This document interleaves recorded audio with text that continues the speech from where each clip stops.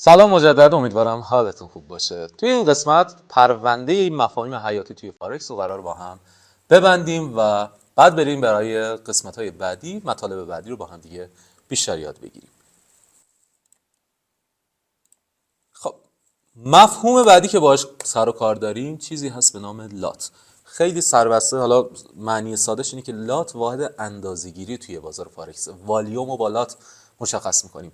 دیگه نمیگیم چند دلار وارد معامله شدی، نمیگیم به قول معروف چقدر سرمایه درگیر کردی، ما میگیم چند لات وارد معامله شدی.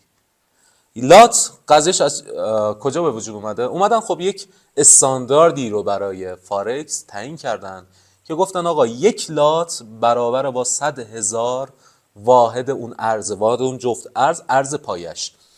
برای مثال دارم میگیم یورو دلار. یعنی چی؟ میگیم یک لات من توی یورو دلار وارد معامله شدم. معنیش چیه؟ معنیش اینه که یک لات برابر با 100,000 دلار، من 100,000 یورو ارز پایه، 100,000 یورو من معامله دارم میکنم که برابر میشه با چند دلار.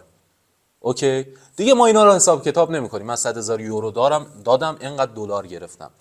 ما میگیم یک لات وارد یورو دلار شدم. حالا به چه دردی میخوره؟ خب بالاخره ما حجم معامله‌ام رو با لات مشخص میکنیم دیگه. لات مشخص میکنه که یک پیپ قراره چقدر ارزش داشته باشه، که در ادامه پیپ ولیو رو بهتون بگم. اینا کنار هم دیگه کار شما رو بابت حساب کتاب آقا من چقدر قرار سود کنم، مثلا یعنی چی، چجوری وارد معامله بشم رو براتون میبنده. یک لات استاندارد واحدش 100,000 تا ارز پایه است. مینی خب یک دهم لاته، میشه 10,000. میکرو 1000 که 100. نانو 1,000. ما 1,000 لات نداریم. توی حسابای سنتی داریم که اونجا مثلا 100 برابر با یک لات برابر با 100 استانداردی، که اینا رو بهتون خواهم گفت. الان ذهنتون درگیر نکنید، همینقدر بدونید یک لات، یک پیپ جابجا بشه برابر با توی جفت ارزهای اصلی، اونایی که دلار دارن، 10 دلاره. در ادامه اگر سوالی دارین دوستان، یه نکته بهتون بگم، اگر در این ویدیوها سوالی براتون پیش اومد، آیدی منتور رو براتون قرار میدم، بهشون پیام بدید، آیدی پشتیبان، بهشون پیام بدید، سوالاتون رو بپرسین. و اینا عزیزان کسانی هستن که دارن ترید میکنن و بعضی وقتا هم خودم بهتون پاسخ میدم و راهنماییتون میکنم که کامل مشکلاتتون، سوالاتتون حل بشه. ادامه بدین. در ادامه خیلی از سوالاتتون حتی توی همین مطالب حل خواهد شد. بریم به مفهوم بعدی که کامل کننده لات و پیپه. پیپ ولیو. پیپ ولیو یعنی چی؟ آقا میگه ارزش هر پیپ چقدره. شما میگی یک لات وارد معامله شدم، یه پیپ رفت بالا، من چقدر سود و ضرر میکنم؟ کل کار ما با همینه دیگه. ما از اولش گفتیم یورو دلار جفت ارزیه که یک عددی داره که بالا پایین رفتنش رو با پیپ بیان میکنیم و برای اینکه وارد معامله بشیم با لات وارد معامله بشیم، حجم معامله‌مون رو تنظیم میکنیم. و پیپ ولیو داره به من میگه که اگر یک لات وارد معامله شدید توی یورو دلار، یه پیپ رفت بالا، تو چقدر سود میکنی، یا اومد پایین چقدر سود و ضررت میشه. سود و ضررت توی بالات مشخص میشه، پیپ ولیو مشخص میکنه که اون چقدره. ببینید ما توی سایت babypeeps.com اونو برای کارتون راحت کرده. حساب کتابش هم ساده است و حساب کتاب خاصی نداره. پیپ ولیو که چه مقداره، همینقدر بدونید. خود سایت براتون نشون میده. رفقا مثلا میگیم جفت ارزهایی که سمت راستشون دلاره، همشون پیپ ولیوشون 10. جفت ارزهایی که سمت راستشون ینه، همشون حدودا 6.5 که توی سایت بیبی پیپس میبینید. یا مثلا فرانک یا یورو، همشون یک عدد پیپ ولیوشون. چرا؟ چون سمت راستش، ارزی که سمت راسته وقتی که ثابت باشه، مثلا یورو یا دلار، پوند دلار، یورو دلار، به قول معروف یو اس دی ان، نه ها، یو اس دی ان درسته دلار داره، دلار سمت چپه، اونایی که سمت راسته، ان زد دی دلار، ایری دلار، همه اینا که سمت راستشون دلاره، پیپ ولیشون 10. حالا یعنی چی؟ چجوری به هم وصل کنیم؟ شما روی یورو دلار وارد معامله میشین، یه پیپ میره بالا، چقدر سود میکنین؟ $10. ما میگیم 1 لات وارد معامله شدم به ازای 1 پیپ جابجایی، من $10 سود میکنم، چون پیپ ولیوی اونایی که دلار دارن $10. توی یورو مثلا USD یورو ین، من 1 لات وارد معامله شدم، 1 پیپ رفت تو سود، من $6.5 میرم تو سود، یا بره تو ضرر، $6.5 میرم توی ضرر. پیپ ولی این رو مشخص میکنه و من میگم آقا میخوام وارد یک معامله بشم، حد ضررم فلان قدره، حد ضرر چیه، اینا رو بهتون خواهم گفت. بازم میگم خیلی از سوالایی که براتون به وجود میاد در ادامه هست، ولی اگر دوستانی که بلدن یا اگرم بلد نیستید اینو تو گوشه ذهنتون داشته باشین که در ادامه بهش خواهیم رسید. وقتی وارد معامله میشی، من میخوام ضررم بشه $10، من انقدر پول دارم نمیخوام بیشتر از $10 ضرر کنم، چیکار کنم؟ میگم خب کجا میخوای بذاری حد ضررت رو، کجا مثلا بخوای ببندی؟ الان وارد یورو دلار معامله شدی، چقدر بیاد پایین؟ وارد معامله خرید لانگ شدی، پوزیشن لاین باز کردی، که پوزیشن چیه، لاین چیه، اینا رو بهتون میگم. رفته بالا یا اومده پایین، کجا میخوای ببندی؟ با چقدر ضرر؟ میگی من $10. اوکی، میگی اینجا میخوام ببندم، فرض مثلا 10 پیپ، من اگه با 1 لات وارد بشم میشه $100 و با 1/10 وارد میشم. میخوام $1 ضرر کنم، با 1/100 وارد میشم. اوکی شد؟ پس لات برای ما خیلی مهمه، حجم معامله‌مون رو نشون میده و پیپ ولیو جابجایی اون پیپ رو با اون لات برای ما مشخص میکنه. اینا رو اگر متوجه نشد دوباره نگاه کنید، کامل براتون جا میفته و در ادامه مثالای زیادی رو بهتون خواهم زد.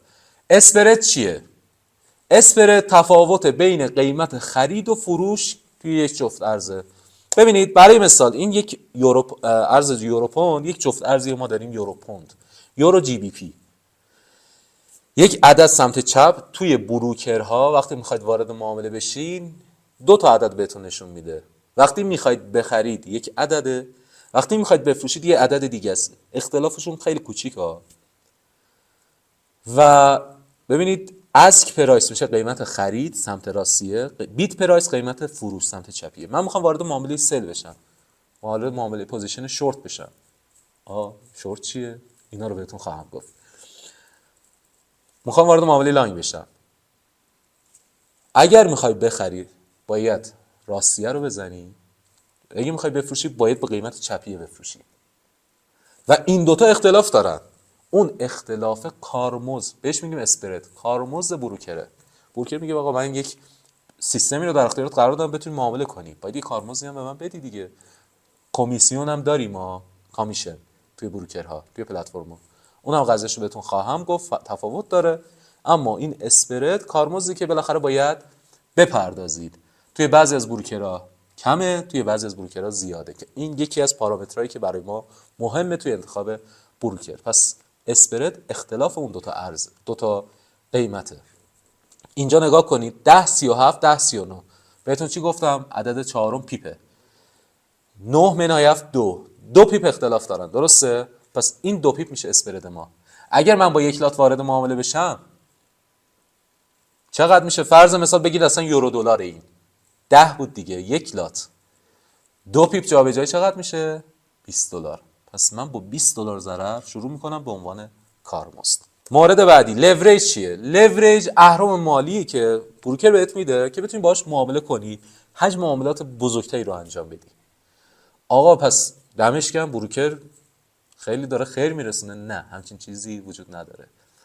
وقتی که تو لورج میگیری بتونی معامله کنی، اگر لورج نداشتی خیلی از معاملات رو اصلا نمیتونستی انجام بدی. بروکر میگه آقا چرا نتونه انجام بده؟ این که قراره یه خیلی هم به من برسونه. حالا اکثریت تریدرها دارن ضرر میکنن، آمار داریم بین 80 و 90% ضرر دهن. بروکر پس عاشق چش ابروی ما نیست، این لورج رو میده که تو بتونی معامله کنی که اگر ضرر کردی که به نفع بروکره. دمش هم گرم. البته وصلت میکنن، خیلی از بروکرها وصلت میکنن به حساب‌های ما میگیم ECN، به پرووایدرها که فقط از اسپرد و کمیسیون ازت پولو برمیدارن. ولی نکته‌ای که وجود داره به هر حال اونا هم میگن خب اکثریت ضرر دهن، درسته؟ پس بذار بهشون لورج بدم بتونم معامله باز کنم. مثل کریپتو نیست دوستان. کریپتو من میگم با اهرم 100 وارد معامله شدم، اونجا اگر $1 بذارم $100 من میتونم وارد یک معامله مثلا BTC USDT بیت کوین به تتر وارد معامله بشم. اینجا دیگه همچین چیزی نداریم. معمولا وقتی که اکانت میخوای حساب باز کنی توی بروکر، تو باید لورجتو مشخص کنی واسه اون اکانت، واسه اون حساب. میگه این حساب با چه لورجی میخوای باز کنی. بعضی از بروکرها تا 1000 میدن، بعضی از بروکرها تا 3000، بعضی از بروکرها تا 100 میدن. هر چقدر این عدد بالاتر باشه تو خیلی راحت‌تر میتونی وارد معامله بشی. حتی سرمایه‌ت هم کم باشه خیلی راحت‌تر میتونی وارد معامله بشی. اما اگر لورجت پایین باشه خیلی از معاملات تو اصلا اجازه نداری وارد معامله بشی، چون حجمت نمیرسه، پولت نمیرسه.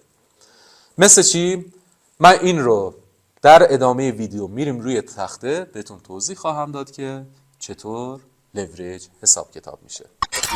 خب بچه‌ها الان میخوایم رو تخته من بهتون بگم که لورج رو قراره چجوری پیدا کنیم. لورج چی بود؟ همون اهرمی که بروکر به ما میده که ما بتونیم معاملات بیشتری رو انجام بدیم. درسته؟ برای مثال بذارید من اینجوری بهتون بگم. ما $1000 پول داریم و بذارید یه قیمت یورو دلار هم اینجا بنویسم. فرض مثال بگیرید که قیمت یورو دلار 1.12500. اوکی. من بخوام روی یورو دلار با لاتیج من میخوام 1 لات معامله کنم. لات من هست 1. میخوام 1 لات معامله کنم. چجوریه؟ ما چی گفتیم؟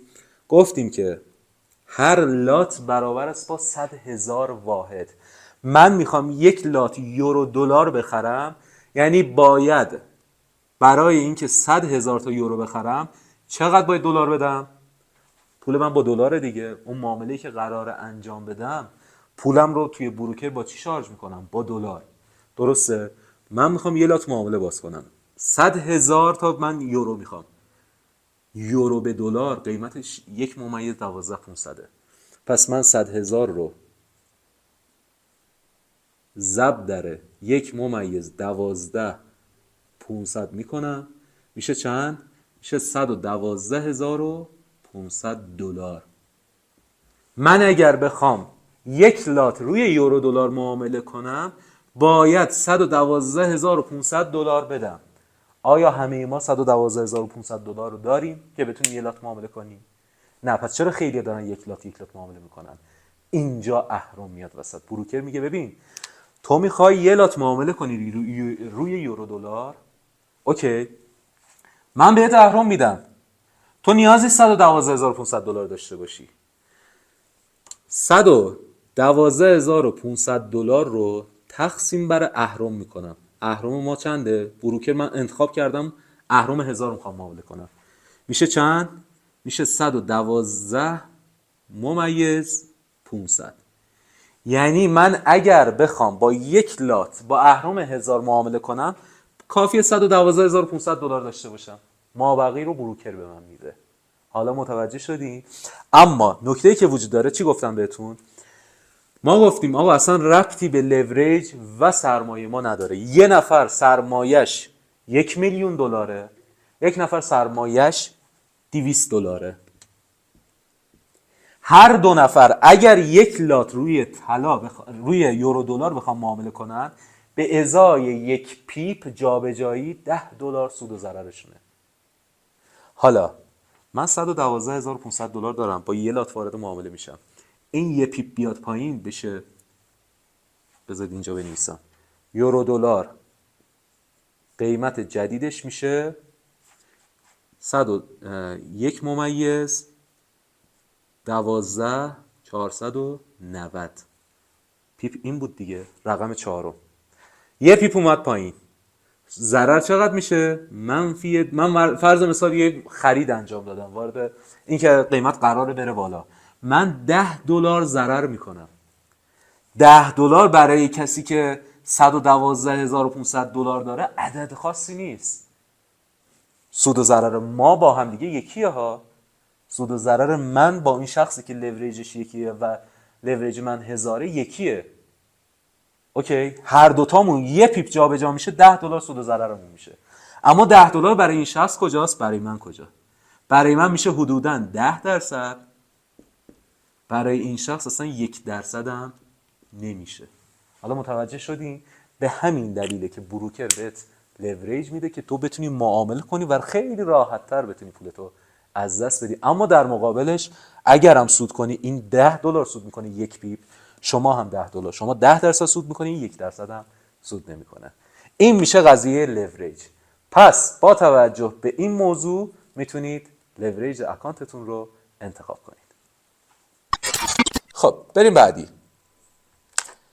مفهوم بعدی میرسیم به بالانس که بالانس رو توی ویدیوی بعدی کامل براتون باز میکنم و متوجه میشید که بالانس معاملاتی ایکویتی چیه، مارجین چیه، فری مارجین چیه و تمرین هم خواهیم داشت انشالله از ویدیوی بعدی که شما این مفاهیم رو یاد میگیرید و بعد میرسیم به نقش آفرینان بازار فارکس.